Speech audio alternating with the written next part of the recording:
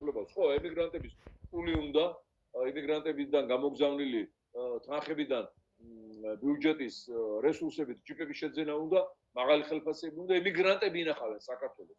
ემიგრანტებმა გადაარჩინეს არ მარტო თავისი ოჯახები, არამედ საქართველო, რაც შემოუჩი ჩვენ დღეს.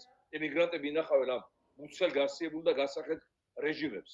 თავიანთი გადმორიცხული, შეხოწიწებული ფული. ჩვენც აი 5 წელი ემიგრანტები გვინახავენ ოპოზიციას. ლებურისტული პარტია 5 წლის წინ დაასანქციონეს და ერთადერთი, აი რაც ერთადად გვეხმარებიან და გვირიცხავენ ემიგრანტებიო რა კომუნალური თანხები გავისტუმროთ. მეტი რა უნდა გააკეთონ ემიგრანტებმა და სანაცვლოდ ხმაც კი წაართვეს. იმიტომ რომ იციან რომ მათზე ვერ იმოქმედებენ. ისე როგორც აქ ბები ელპიტეზე სოფლის წუნებულისა და სუსის მეშვეობით. მათზე ვერ იმოქმედებენ და ეშინიან. შესაბამისად ესაც მათ დანაშაულებრივ ქრონოლოგიაში დაიკავებს საპატიო ადგილს, ამაზე დაიჯებიან აუცილებლად. საკონსტიტუციო სასამართლოს მიმართოთ ემიგრანტების მიმართ განხორციელებული ამ დისკრიმინაციული საკანონმდებლო აქტების გამო. თუმცა რა სასამართლოა კი ვიცით, მაგრამ მიმოძრავებთ და მე გადავიტანთ ამას სტრასბურგში.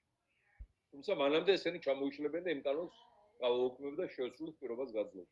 ერთ-ერთი პირველი იქნება ამ კანონის გაუქმება ემიგრანტებისათვის ხმის ჩამოთვლილად.